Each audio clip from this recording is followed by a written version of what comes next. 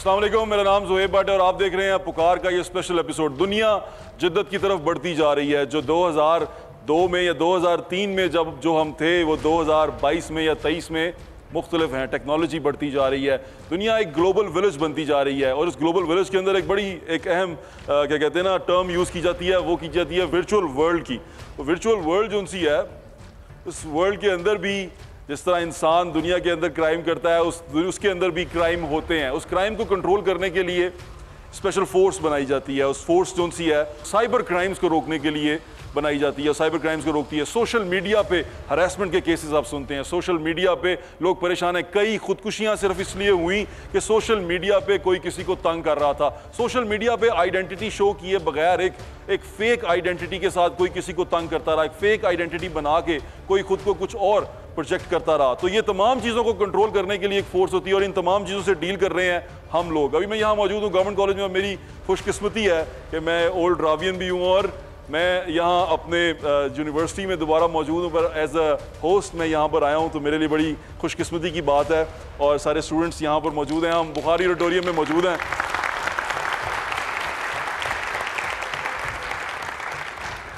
Government college में वैसे ही आके इंसान बहुत अच्छा फील करता है। मैं अपने गेस्ट का तारुफ करवा दूँ। सबसे पहले हमारे साथ वर्दी वाइस चांसलर साहब मौजूद हैं, असगर जैदी साहब, प्रोफेसर डॉक्टर।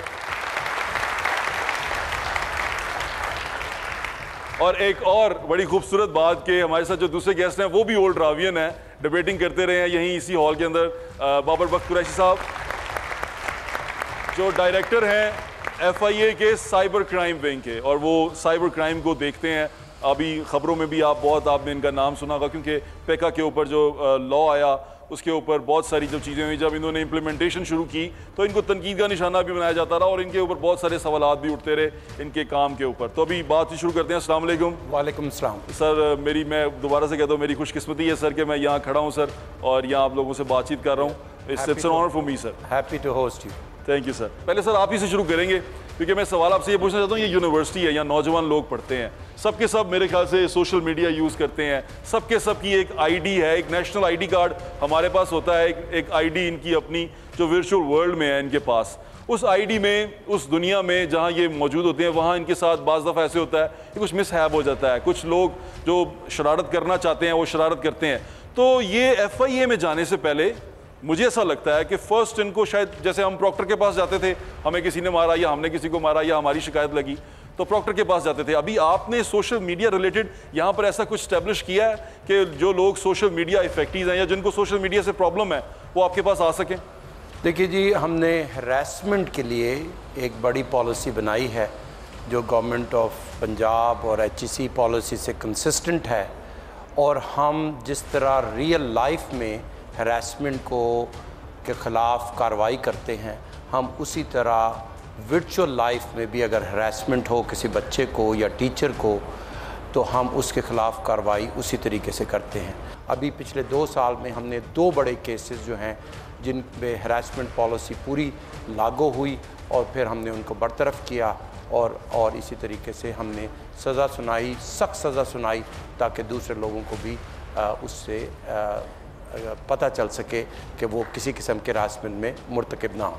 बिल्कुल ठीक है। बाबर साहब, मैनरिज्म की बात आ गई, आप तो इम्प्लीमेंट कर रहे हैं, लॉ इम्प्लीमेंट कर रहे हैं, पॉलिसी जो सी बनाई गई है वो इम्प्लीमेंट कर रहे हैं। आपको ऐसा लगता नहीं है कि लॉ से पहले हमें बताना चाहिए कि क्या क्या चीज़ें जो सी हैं वो नहीं होनी चाहिए, क्या क्या चीज़ें नहीं करनी चाहिए? क्योंकि मेरे ख्याल से ये ऐसे ही है जैसे गन पकड़ा दी गई है एक अनट्रेंड आदमी को और वो चलाता फिर रहा है, अब हमने उसको पकड़ के बंद कर दिया। उसे तो पता ही नहीं था कि इसे इस्तेमाल कैसे करना है, इस्तेमाल आया नहीं तो उसके ऊपर लॉ आ गया। क्या कहेंगे आप? इसमें तो असल बात यह है कि आप सोसाइटी के जो सोशल नॉर्म्स हैं उनको इम्प्रूव करने की बात कर रहे हैं। वो माशरे के अंदर ये जो इंस्टीट्यूशन है ये इसलिए बने हैं, इवन हुकूमतों का भी काम है कि वो ये काम करें, पॉलिटिकल पार्टीज़ का भी काम है ये काम करें, हम इम्प्लीमेंटेशन इदारा है। तो बड़ा मुश्किल काम है वैसे पॉलिटिकल पार्टीज़ के लिए कि वो मैनरिज्म की बात करें, मैनरिज्म पे चलें। मैं तो वैसे ही पूछ रहा हूँ। देखें ये जो गुड एंड ईवल और वो हर सोसाइटी और हर कंट्री में है, और दुनिया में कोई शख्स भी ऐसा नहीं है, चाहे वो दुनिया का बुरा तरीन आदमी भी हो, कि वो ईवल को सपोर्ट करे। बिल्कुल ये ठीक है। पॉसिबल नहीं है। बिल्कुल ठीक है, जो अच्छाई है वो अच्छाई है, जो बुराई है वो बुराई है। इस लॉ को इम्प्लीमेंट करते हुए क्या क्या तकलीफ आप फेस कर रहे हैं अभी तक? किस किस ने आपको प्रेशर डाला है? किस सोसाइटी के फैक्शन से आपको ये प्रेशर आया? जी, बेसिकली जो ये लॉ जब बना था तो उसके ऊपर भी आपको पता है कि सबसे पहली बात आती थी फ्रीडम ऑफ एक्सप्रेशन। हम तो इसे ड्रैकोनियन लॉ कहते हैं ना। जी जी, साफ ही देखिए उसमें वो उसमें फ़र्क है ना सर, थोड़ा सा आप इसको देखें कि ये सारे कवानीन जो हैं हमारे एक सेक्रेट डॉक्यूमेंट के ऊपर बेस करते हैं, और वो constitution of Islamic Republic of Pakistan. अच्छा, जब आप कानून बनाते हैं तो हम जब उसको इम्प्लीमेंट करते हैं तो वो इन सारे नॉर्म्स को, ट्रेडिशंस को, चीज़ों को देख कर ही बनाए जाते हैं। ठीक है सर। लॉज जितने भी बनते हैं वो लोगों की भलाई के लिए बनते हैं, किसी की ज़ात के लिए लॉ नहीं बनते। इसमें किसी पार्टी को फ़ायदा हो रहा होता है, किसी को नुकसान हो रहा होता है। अब अगर आप ये कहें कि जी फेक न्यूज़ की इजाज़त होनी चाहिए, कोई बंदा इस हॉल में ये नहीं चाहेगा कि फेक न्यूज़ की इजाज़त होनी चाहिए। किसी बंदे की करैक्टर असैसिनेशन होनी चाहिए झूठी, कोई बंदा ये नहीं चाहेगा कि उसकी झूठी करैक्टर असैसिनेशन होनी चाहिए। अब जब आप इन चीज़ों को सारों को डिटरमिन करते हैं और उसकी सज़ा जब बढ़ाते हैं तो फिर आप इसके ऊपर जब शोर करते हैं तो उसके अंदर कभी भी आप ये बात नहीं कहेंगे कि जी फेक न्यूज़ की इजाज़त है लेकिन कानून ड्रैकोनियन है। डेफेमेशन, खवातीन बैठी हुई हैं, 3 साल में अगर 94,000 एप्लीकेशंस आई हैं उसमें से 33% खवातीन कंप्लेनेंट हैं। ठीक है सर। और ख़वातीन के लिए ऐसे जुमले इस्तेमाल होना जो उनके मुआशरे में कोई भी उसको एक्सेप्ट नहीं करता और वो एक्सेप्टेबल नहीं है उन बच्चियों के लिए, वो उसके केस फाइल करती हैं। हमने क्या किया है, जो लॉ पहले बनाया है सर, ये कितने केसेस हैं? ये 3 साल में सिर्फ 94,000 केसेस हैं जो सेक्शन 20 के रजिस्टर हुए हैं। सर आपने कितनों पे काम किया सर? सर मैं आपको बताता हूँ इसमें इशू क्या है, अच्छा। जिसकी वजह से गवर्नमेंट ने एक्शन लिया। जी सर। इस 94,000 में से 99% केस फाइल हो गए। ठीक है। उसकी वजह क्या? ठीक है। उसकी वजह ये थी कि ये ऑफेंस जो था ये नॉन कॉग्निजेबल था। ठीक है। नॉन कॉग्निजेबल ये है कि आप आदमी को अरेस्ट नहीं कर सकते। ठीक है। उसके बाद ये बेलेबल था, इसका मतलब है कि अगर एफआईआर हो तो उसकी बेल बाउंड है कोर्ट देने के लिए। जिस ऐप के ऊपर उस बंदे या खवातीन की डेफेमेशन होती है वो ऐप आपको एविडेंस प्रोवाइड करने के लिए तैयार नहीं। ठीक है। क्योंकि आप म्यूचुअल लीगल असिस्टेंट ट्रीटी के मेंबर नहीं हैं। ठीक है।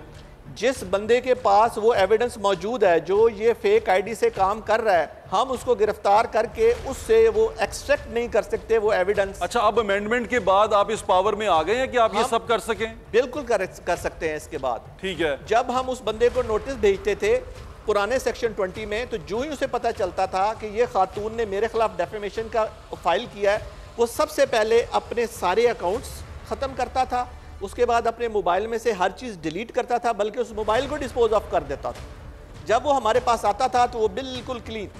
ये थाने का पर्चा नहीं है कि आप 10 गवाह झूठे खड़े कर देंगे, 161 के बयान होंगे, अदालत में चलान होगा, सजा होगा। यहाँ अदालत को डिजिटल एविडेंस देनी पड़ती है। ठीक है। जब वो एविडेंस नहीं निकलती, उस बंदे को जब हम बुलाते हैं तो वो खातून बेचारी बेबस होकर बैठी रहती है। ठीक है। और वो चक्कर काट काट के जलील होके घर चली जाती है। एविडेंस कलेक्शन का बहुत बड़ा इशू है इसके अंदर। इसमें देखे ना आपके, लेकिन अब एफआईआर क्या इतनी जदीद हो चुकी है कि वो ये सारा एविडेंस कलेक्ट कर सके, देखे सबूत इकट्ठे। देखे ये जब चाइल्ड पोर्नोग्राफी है section 22, modesty of human being है जिसके अंदर न्यूड फोटोज बच्चियों की होती हैं, लड़कों की होती हैं, उसके अंदर हमें राइट है कि हम फौरी तौर पे बंदा अरेस्ट कर सकते हैं। अरेस्ट करके तमाम एविडेंस उससे हम एक्सट्रैक्ट करते हैं, मोबाइल से एफआईआर दर्ज करते हैं और प्रॉपर एविडेंस उसके अंदर करके और प्रॉपर तरीके से उसके इसको चालान करते हैं। उसके अंदर हमारी रेशो कामयाबी की बहुत ज़्यादा है। 3-3 साल तक उस केस के अंदर लोगों की बेल नहीं हो रही। 3-3 साल तक अब नहीं हो रही। तो सुप्रीम कोर्ट तक उन लोगों की बेल नहीं हो रही। इतने स्ट्रॉन्ग केसेस हैं। क्यों? उन केसेस के अंदर बड़ी स्ट्रॉन्ग एविडेंस ऑन रिकॉर्ड मौजूद है। चलिए हाउस ओपन करते हैं। उससे पहले में असल में सवाल इसलिए उठ रहे थे कि दिखने में ऐसा लग रहा था कि ये सियासी मकासद के लिए ये कानून जो है इसको सख्त किया गया है और लोग भी ऐसे ही उठाए गए, ऐसा दिखने में लग रहा था। आपको लगता है ऐसा है बाबर साहब? जी देखें, इसमें बात ये होती है कि जिसने जिस तरफ चीज़ को लेकर जाना होता है वो उस हिसाब से ले जाता है। चलिए वाइस चांसलर साहब से पूछ लेते हैं। सर, आप तो एज ए सिटीजन आपको ऐसा लग रहा था कि ये सिर्फ एक सर्टन फैक्शन ऑफ सोसाइटी को हिट करने के लिए है, सो एक टूल के तौर, एक हथियार के तौर पे इस्तेमाल हो रहा है? शायद वो भी हो, लेकिन हम समझते हैं कि इसके बहुत से फ़ायदे भी हैं। इससे एक थ्रेट क्रिएट हो रही है कि जो बेलगाम लोग जिस तरह चलते थे सोशल मीडिया पे, अब उन्हें एक थ्रेट है कि अगर उन्होंने अब जो मैनरिज्म अगर वो उसको फॉलो नहीं करेंगे तो एक ऐसा लॉ है जो नॉन बेलेबल है, फ़ौरन उनको कैद हो जाएगी और बहुत सी उनको सज़ा हो सकती है। तो ये थ्रेट जो है ये एक अच्छी जेन्युइन लगामें डालने के लिए है। जी जी बिल्कुल। वैसे भी अल्लाह ताला को हदें क्रॉस करने वाले पसंद नहीं है। तो हाउस ओपन करते हैं और पूछते हैं सवाल, कोई पूछना चाहे। मेरा सवाल बाबर कुरैशी साहब से है। सर, FIA के बारे में एक नैरेटिव बन चुका है कि गवर्नमेंट एज ए टूल इस्तेमाल करती है अपने सियासी मकासद के लिए, जिस तरह बशीर मेमन साहब के इल्ज़ामात हैं और वाजिद सियाह का दौर है। सर, क्या FIA ने उसके बाद अपने आप को बेहतर बनाने के लिए या उस बशीर मेमन साहब के इल्ज़ामात की कोई तहकीकात की कि इसको एज ए गवर्नमेंट अपने सियासी मकासद के लिए इस्तेमाल ना कर सके? वैसे इसमें ऐड कर दूं कि वो कहता है कि FIA क्या न्यूट्रल हो गई है, क्योंकि प्राइम मिनिस्टर कहते हैं न्यूट्रल सिर्फ जानवर होता है। FIA neutral. अच्छा देखें, मैंने वाजिद ज़िया साहब के साथ भी काम किया है, बशीर मेमन साहब के साथ भी काम किया है, तो वो मेरे हिसाब में तो ये सारे बहुत अच्छे ऑफिसर थे।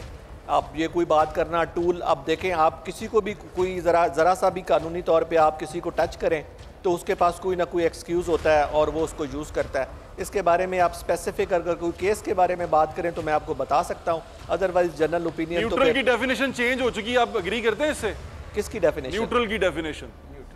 मैं उसके बारे में क्या कह सकता हूँ? आप सर आप करेंगे? देखिए जी ये क्योंकि अभी बात ही सारी न्यूट्रलिटी की हो रही है ना, वो कह रहे हैं कि अक्रॉस द बोर्ड होना चाहिए एहतसाब भी, और या कानून अक्रॉस द बोर्ड चलना चाहिए। ये एक अच्छे कॉन्टेक्स्ट में ये बात की गई थी कि न्यूट्रल लोग जो हैं वो उनकी कोई अहमियत नहीं होती। बहुत से मामलात में ये होता है कि आपका खामोश रहना, न्यूट्रल रहना ही उसी में बेहतरी होती है।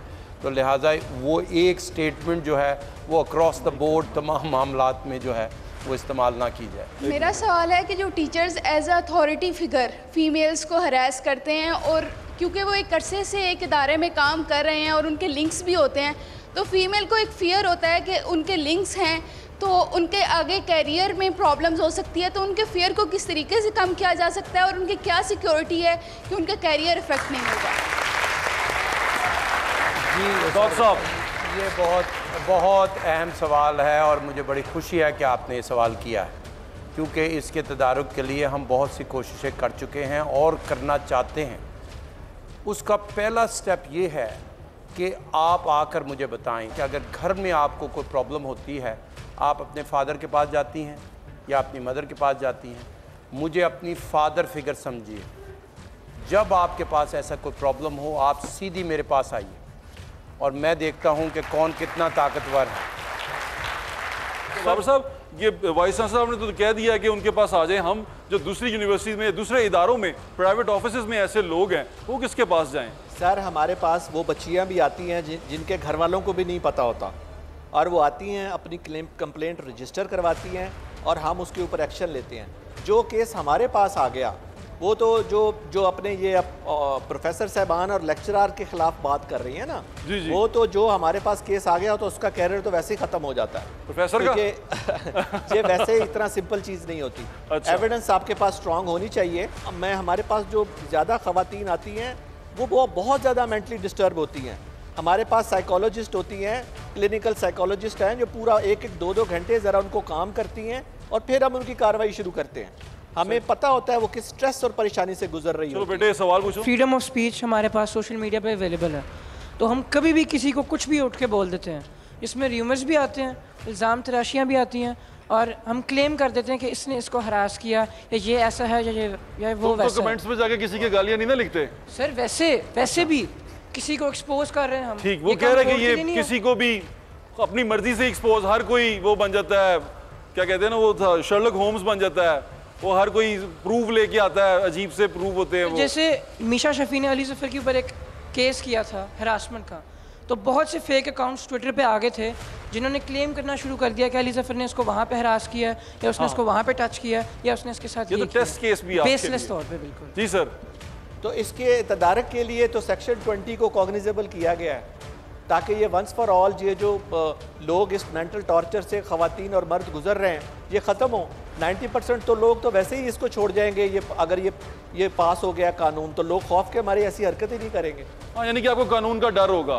फेक न्यूज़ के ऊपर कोई वो नहीं होनी चाहिए रिस्ट्रिक्शन, और वो नहीं, फेक न्यूज़ के ऊपर तो वही है ना, सेक्शन 20 है पहले, नॉन कॉग्निजेबल है, वो आप डिफाइन करते करते ही मर जाते हैं, बनता ही कुछ नहीं है, एविडेंस ऑन रिकॉर्ड ही नहीं आती। अस्सलाम वालेकुम सर, मेरा सवाल बड़ा लाउड और क्लियर होगा, माज़ा चाहूँगा अगर आपको बुरा भी लगे। जैसे हमारे डिफरेंट इदारे हैं, डायरेक्टर FI हैं, आपके अंडर पूरा एक इदारा आता है, ISPR है, डिफरेंट NGOs हैं जो कि एक एजेंडे को लेके चल रही हैं। ISPR हमें पेट्रियटिज्म सिखा रहे हैं, डिफरेंट NGOs हैं वो डिफरेंट इश्यूज़ पे बात करती हैं।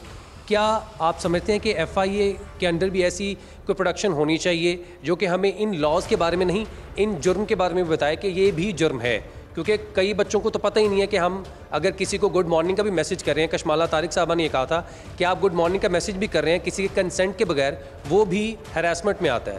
तो हमें कैसे पता चलेगी ये चीज़ें अगर हमें सिखाया नहीं जाएगा? गुड नाइट का मैसेज था, वो गुड मॉर्निंग भी था सर। मॉर्निंग का नहीं, वो डिफरेंट पर्सपेक्टिव में उन्होंने बात की थी कि वो वर्क प्लेस के ऊपर एक खातून है, वो अब ये है कि अगर वहाँ 10 लड़के काम कर रहे हैं और एक लड़की वहाँ काम कर रही है और वो 10 के 10 लड़के उसको रोज़ सुबह उठ के गुड मॉर्निंग कर रहे हैं तो ये भी कोई अच्छी बात तो नहीं है। मैं वैसे एक बात कर रहा हूँ, एजुकेट कैसे देखिए हमारी, वैसे तो मैं आपको बताऊँ हमारी टीमें बनी हुई हैं, वो हर यूनिवर्सिटी में जा रही हैं, वो एजुकेट कर रही हैं, सोशल मीडिया का दौर है, अभी आप क्लिक करें नेट के ऊपर खोलें, सारे लॉज आपके सामने आ जाएंगे। 3 ऐसे ऑफेंस हैं इस पूरे पीका के अंदर, ये इस अमेंडमेंट से पहले जो कॉग्निजेबल थे और सीरियस थे, जिनके लिए पीका लॉ बना।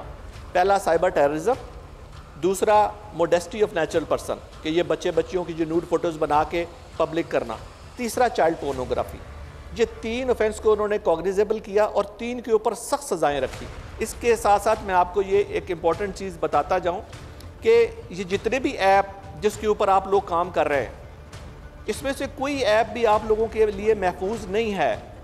ये नहीं है कि आपका कोई दोस्त है और वो आपके मोबाइल को हैक करेगा और चीज़ें एक्सट्रैक्ट कर लेगा। जो ऐप हैं मौजूद हैं उनके पास आप लोगों का सारा डाटा मौजूद होता है, लेकिन आप लोग मोहतात रहें, ये मोबाइल के अंदर जो चीज़ चली गई वो आपकी नहीं रही, जो आपने सेंड कर दी वो समझें कि आपके हाथ से चली गई। कई दफ़ा मोबाइल आपका गिर जाता है। ये मोबाइल आजकल इस तरह नहीं बिकते, ये स्पेसिफिक लोगों के पास जाते हैं, वो आपके मोबाइल का IMEI चेंज करते हैं, वो आपके मोबाइल से हर चीज़ एक्सट्रैक्ट कर लेते हैं। ख़ास तौर पे ये बच्चियों के लिए जो आजकल बिलावजह अपनी फ़ोटोज़ इसके अंदर डालती रहती हैं, और मेरे पास अक्सर ये केस आते हैं कि मोबाइल गिर गया और उसमें से चीज़ें एक्सट्रैक्ट कर ली गई, इवन चीज़ जो डिलीट भी कर दी है आपने वो भी एक्सट्रैक्ट हो जाती है। पर्सनल फोटोज के साथ फेक आईडीज बना लेते हैं, मैंने मोस्टली केसेस यही और फिर वही मोबाइल जो है वही लोग उनको ब्लैकमेल शुरू कर देते हैं। एक इंपॉर्टेंट चीज़ मैं आप सब लोगों को बताना चाहता हूं जो कि बहुत अहम है, चाइल्ड पोर्नोग्राफी से रिलेटेड कोई पिक्चर, कोई ऑडियो, कोई वीडियो अगर आपने कहीं ट्रांसफ़र की, अपलोड की व्हाट्सएप पे, किसी ऐप पे, एक इंटरनेशनल इदारा है टिप के नाम से अमेरिका में होता है, वो आपका IP एड्रेस नोट करता है, उसको कंपाइल करता है और पूरी दुनिया के ममालिक में भेज देता है। पाकिस्तान के ख़िलाफ़ जितनी दरखास्तें इस वक्त मेरे रिकॉर्ड में हैं, मैं उनका नंबर नहीं बताना चाहता, जहाँ लोगों को, बच्चों को पता नहीं, और जब भी हम वहाँ पर रेड करते हैं तो आगे से 12-12 साल के बच्चे निकलते हैं और फिर हमें बड़ा अफसोस होता है। और ये बता दें, ये चीज़ अगर किसी लड़के या आदमी के पास निकल आई, उसके लिए कंप्लेनेंट गवर्नमेंट बनती है यानी FIA, और उसकी भी सुप्रीम कोर्ट तक बेल नहीं हो रही। जो फेक आईडीज़ हैं उनको ट्रैक करने के लिए FIA के पास क्या टूल्स अवेलेबल हैं? फेक आईडी सर बड़ा अहम इशू है जी। अब इसमें ऐसी बात है कि अगर हम आपको ये सारी चीज़ें बता देंगे, ये हमारे इंटरनल और सीक्रेट टूल्स हैं, अगर हम इसे पब्लिक कर देंगे, इतना बता दें कि वो लोग जो फेक आईडीज बना के बैठे होते हैं, वो लड़कियों के नाम से लड़के बैठे होते हैं, लड़कों के नाम से लड़कियां बैठी होती हैं, वो खुद को महफूज ना समझें। नहीं, वो मैं बिल्कुल आपको बता रहा हूँ कि फेक आईडी तो इटसेल्फ जुर्म है और नॉन बेलेबल जुर्म है, ये सेक्शन 20 में फॉल नहीं करता, बल्कि जो आप डेफेमेशन कर रहे हैं उससे ये ज़्यादा बड़ा जुर्म है कि आप इम्पर्सोनेशन कर रहे हैं और फेक आईडी बना रहे हैं। ये वो जो बनाते हैं हम एंजल और प्रिंसेस, और ये भी फेक आईडी में आता है, ये फेक आईडी में आता है। अच्छा। ये इम्पर्सोनेशन में आता है। और फेक आईडी में आता है और इसको ट्रेस किया जाता है। इस पर थोड़ी सी मेहनत करनी पड़ती है, अदरवाइज ये फेक आईडी जो है 90% ट्रेस हो जाती है। ये जिस तरह का सिचुएशन है, सिनेरियो है, बहुत सारे लोग इन्वॉल्व है ना, बहुत सारे लोग, ये आईडी सब लोग आईडीज बनाई हुई हैं, एक बहुत बड़ा नेटवर्क है। क्या आपके पास इतनी स्ट्रेंथ है कि आप ये सारा कुछ देख सकें, मॉनिटर कर सकें इसको, क्योंकि अब 5th जनरेशन वॉरफेयर में भी ये आ गया है, तो आप इतने इक्विप्ड हैं? जी, उसमें हम टारगेट करते हैं, हमारी प्रायोरिटी होती है। अब ये नहीं है कि एक आदमी बैठा है, उसने फेक आईडी बनाई है और वो मुल्की हालात पे छोटी छोटी बातें कर रहा है, वो हमारी प्रायोरिटी नहीं है। हमारी प्रायोरिटी है कि अगर कोई ऐसा बंदा है जो मजहबी मुनाफरत फैला रहा है, जो बड़ी इश्तियाल अंगेजी मजहबी इश्तियाल अंगेजी, ठीक है, जो पाकिस्तान के कोई इदारों के खिलाफ सीरियस किस्म की प्रोपोगंडा कर रहा है, जैसे पाकिस्तान की सेंटिटी और पाकिस्तान की जो खुद मुख्तारी है उस पर अटैक हो सकता है, जो पाकिस्तान को नुकसान पहुंचा सकते हैं मजहबी तौर पे, और इस तरह जो भी ऐसी कोई प्रोपोगंडा जिसे आप 5th जनरेशन वॉर कह रहे हैं, इस तरह के लोग हम टारगेट करते हैं। सर, इश्तियाल अंगेजी किसी शख्स के खिलाफ, किसी खानदान के खिलाफ भी तो हो सकती है। जी बिल्कुल, उसको भी रोकने के लिए बिल्कुल साइबर टेररिज्म सेक्शन 10 है हमारे पास, उसके ऊपर हम FIR दर्ज करते हैं, वो बिल्कुल नॉन बेलेबल है और उस पर FIR दर्ज होती है और बड़ी सख्त सज़ा है उसकी।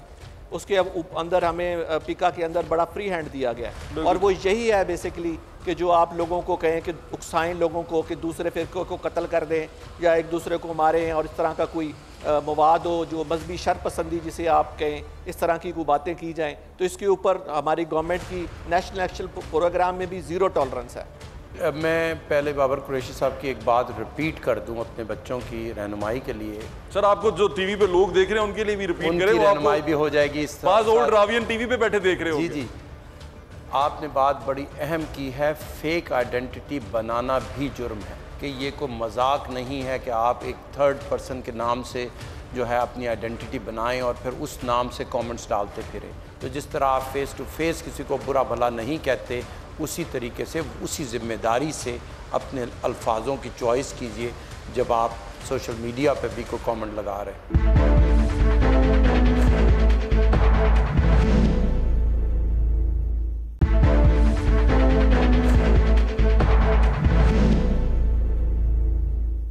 सर, मेरा क्वेश्चन ये है कि मौजूदा दौर में अगर देखा जाए तो जो यही पर्सपेक्टिव है कि जो लड़के हैं वही हरासमेंट करते हैं लड़कियों के लिए, लेकिन मैंने थोड़ी सी रिसर्च की तो मुझे ये भी देखने में मिला कि कुछ ऐसे भी लड़के हैं जो कि लड़कियों की वजह से परेशान होते हैं, वो बचना चाह रहे होते हैं लेकिन नहीं बच पाते। तो क्या इसके लिए कोई ऐसे कवानीन मौजूद हैं कि लड़कों को एक ख़ास किस्म की जो है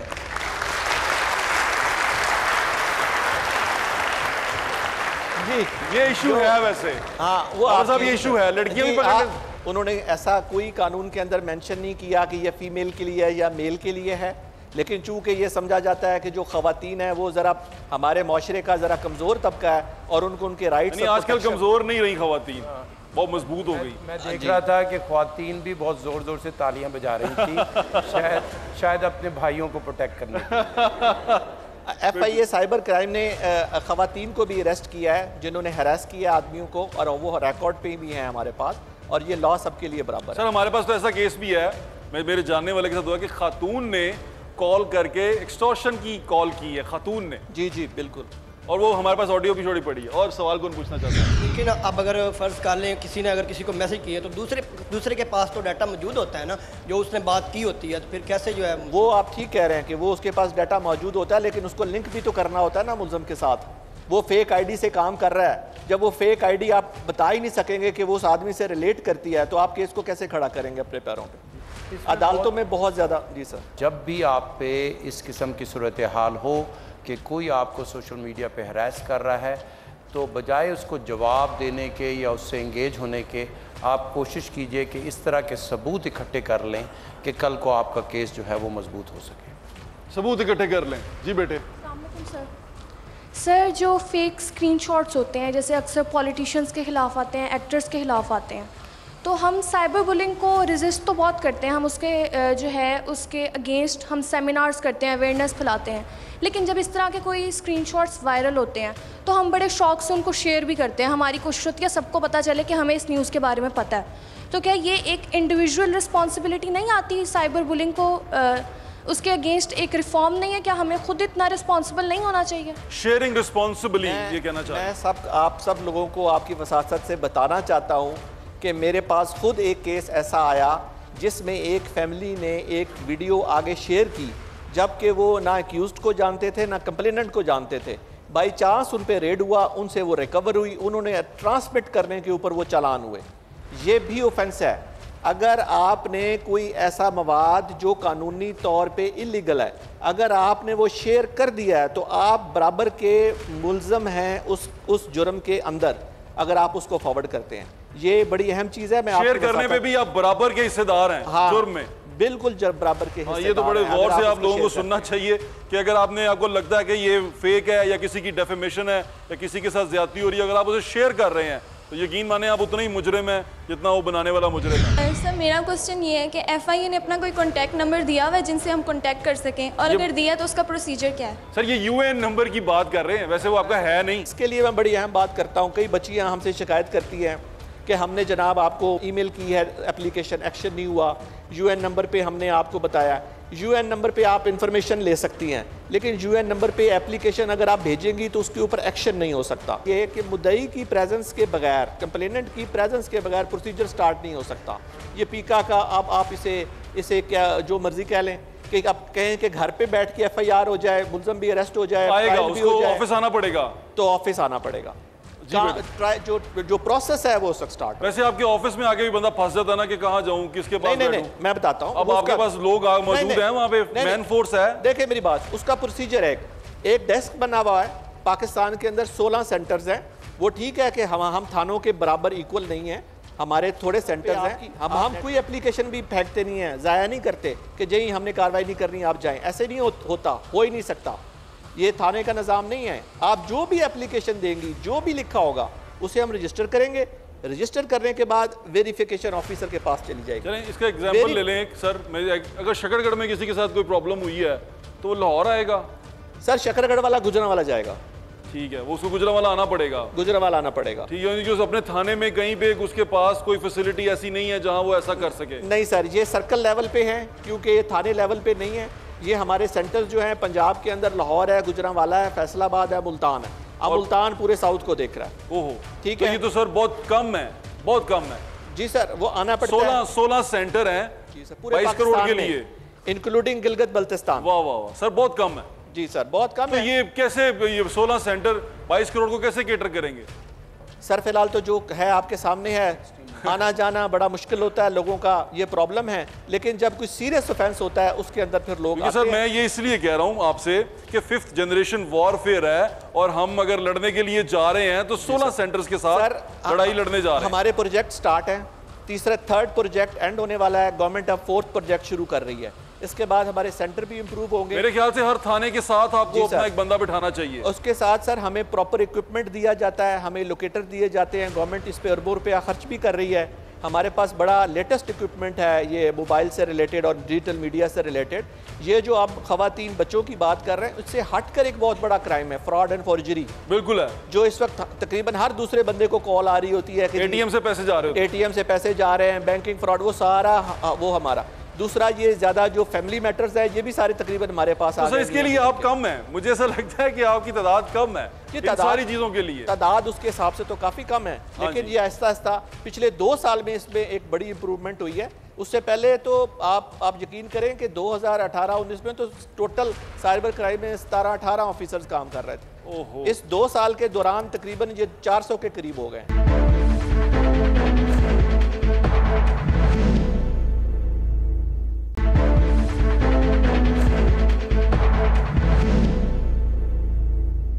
सवाल पूछे जी। कभी कभी हम डायरेक्टली किसी को हरासा नहीं करते और बहुत से लोग मैनिपुलेटिव लैंग्वेज के थ्रू हरासा करते हैं।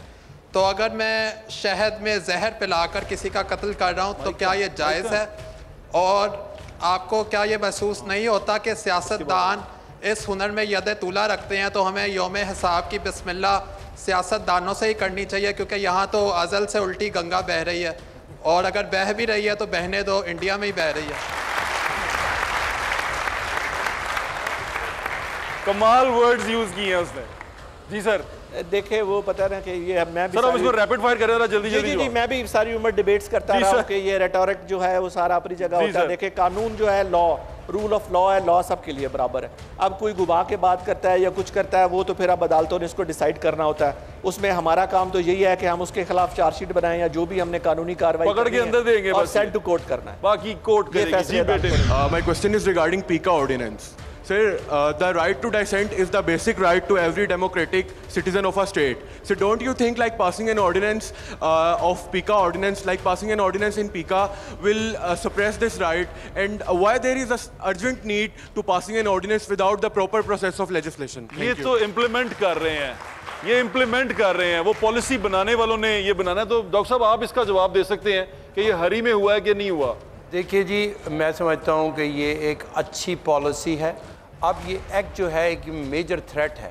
आज की जो बात से एक बड़ा मैसेज निकल रहा है कि पनिशमेंट की ज़रूरत ही ना पड़े, प्रिवेंशन ही आप इतनी अच्छी कर दें कि आपको पनिशमेंट की ज़रूरत ही ना पड़े और प्रिवेंशन के थ्रू ही जो है लगामें डाल दी गई हैं, ये कहने का मतलब है जी। मैं समझता हूँ कि ये अच्छा एक्ट है, थोड़ा सा ड्रैकोनियन है लेकिन सर ड्रैकोनियन होता है, थोड़ा सा नहीं होता।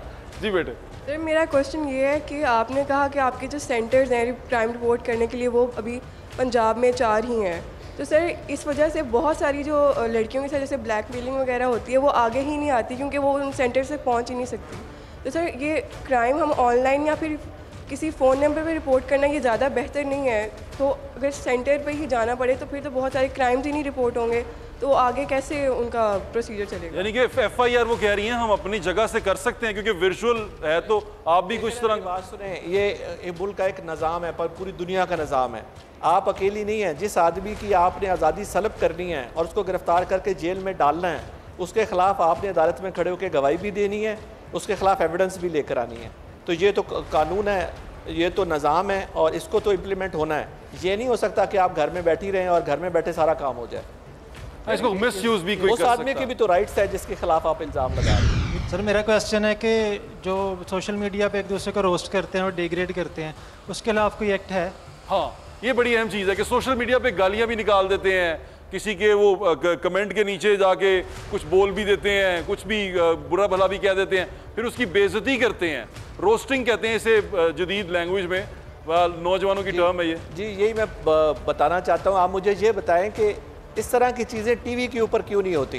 क्योंकि उसको वो कंट्रोल किया जाता है ना। उन्हें पता है कि कैमरा पूछेगा कि आपने ये जिम्मेदारी है, जहाँ जिम्मेदारी नहीं होगी वहाँ पर इस तरह की हरकतें होंगी। अब सोशल मीडिया पे ये जो आप लफ्ज़ यूज़ कर रहे हैं, रोस्टिंग और ये सारी चीज़ें तो अब रिपोर्ट होती है तो उनके खिलाफ एक्शन होता है, जो परसू करता है। अब ये सेक्शन 20 हमें देंगे तो ये एक्शन लेंगे ना। बात सिर्फ इतनी सी है कि जिस तरह का बिहेवियर आप अपने घर में रखते हैं, कोशिश करें वैसा behaviour school, college, university, office और मुआशरे में रखें। जो चीज़ आपको पसंद नहीं है कि आप अपने वालिदैन के सामने करें, या जो कोई चीज़ ऐसी जो अपने बहन भाइयों के सामने करें, वो इसी तरह बाहर जाके करने से भी अवॉइड करें। क्योंकि अगर आपको ऐसा लगता है कि फेक ID बना के आप कुछ भी कर लेंगे, तो यकीन माने कानून है, कभी ना कभी आपकी गिरफ्त हो जाएगी। यहाँ नहीं होगी तो ऊपर जाके हो जाएगी। तो ऐसी चीज़ें करने से परहेज़ करें कि जिससे दूसरे को नुकसान हो, तकलीफ पहुँचे। अगर आपको किसी से बहुत ज़्यादा इख्तलाफ है तो उसका अच्छे लफ्ज़ों में मुहज़्ज़ब अंदाज से उसका इजहार ज़रूर करें, लेकिन उसको गाली निकालना, उसके ख़ानदान को घसीटना, किसी को ब्लैकमेल करना, ये अच्छी बात नहीं है। ये कोई भी मुआशरा इसकी इजाज़त नहीं देता। और इस तरह करके ना तो आप बहुत इंटेलेक्चुअल या बहुत ही एग्रेसिव या बहुत ही बहादुर डिक्लेयर नहीं होंगे, इससे सिर्फ आप बदतमीज़ डिक्लेयर होंगे। तो बदतमीज़ी वैसे भी कोई मुआशरा बर्दाश्त नहीं करता। ये डिजिटल वर्ल्ड का दौर है, साइबर क्राइम बढ़ता जा रहा है। उस साइबर क्राइम को कंट्रोल करने के लिए हुकूमत ने जो इक़दाम उठाए हैं वो आपके सामने, बाबर बख्त कुरैशी साहब ने अपनी तमाम जो बातें थी वो आपके सामने रख दी हैं। जो कमियां हैं हमारे इस इदारे में वो भी उन्होंने कहा, एडमिट किया कि वो भी हम पूरी कर रहे हैं, उसको ठीक कर रहे हैं। तो मेरी दरख्वास्त अब सबसे यही है और आज के दिन का कंक्लूजन यही है कि बिहेव। अगर आप चाहते हैं कि दुनिया आपकी इज्जत करे तो बिहेव। अपना ख्याल रखें, मुझे इंशाल्लाह फिर मुलाकात होगी। अल्लाह हाफ़िज़। पाकिस्तान जिंदाबाद।